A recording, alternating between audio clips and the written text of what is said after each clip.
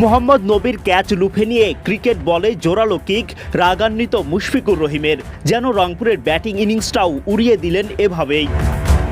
সাকিবের আউটে এবার তামিমের অদ্ভুত নীরবতা, বাড়তি উদযাপন না করে দারুণ মাইন্ড গেমে নেমে পড়লেন রংপুরের উইকেট তোলার মিশনে। আম্পায়ারের প্রতি সম্মান দেখিয়ে খান সাহেব প্রশংসায় ভাসছেন সবার। পুরানের বিপক্ষে এলবিডব্লিউর আবেদন তুলে মেয়ার্স সঙ্গে সঙ্গে রিভিউ নেন।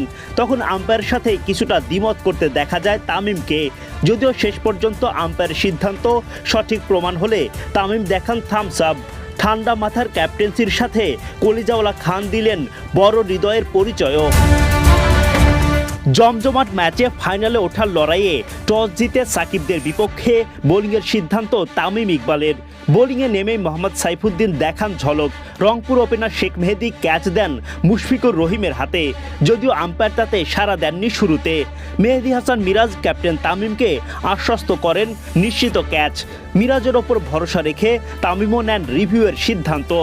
অতীতে রিভিউয়ে ভুল পরামর্শের কারণে সমালোচিত হলেও এবার সফল মিরাজ। তাই তো উইকেট তোলা পেসার সাইফুদ্দিন সবার আগে বুকে জড়িয়ে বন্ধু মিরাজকে জানান ভালোবাসা। এরপর সাইফুদ্দিন স্বীকার করেন ইনিংসের সবচেয়ে আলোচিত উইকেটটা। আগের বলে ইয়র্কারে সাকিবকে পরাস্ত করেন সাইফ। পরের বলে উইকেট ছেড়ে বেরিয়ে বাউন্ডারি হাঁকাতে গেলে সাকিব ধরা পড়েন মুশির হাতে। বাঁধ ভাঙা উল্লাস সাইফুদ্দিনের আর তামিমের মাঝে এবার কোনো বাড়তি উদযাপন নয়, ঠান্ডা মাথায় দল নিয়ে এগোতে থাকেন পরের উইকেট শিকারে। পরের উইকেট তুলতে খুব একটা সময় নেননি তামিমরা। মেয়ার্স তুলে ফেলেন রনি তালুকদারের উইকেটটা। মিরাজ ভেলকিতে কুপোকাত নিকোলাস পুরান, চোখ ধাঁধানো ক্যাচ সৌম্য সরকারের। উদযাপনে তার অন্যরকম আবহ। ধারাবর্ষ কক্ষ থেকে রমিজ রাজা দেন দুর্দান্ত ক্যাচের খেতাব।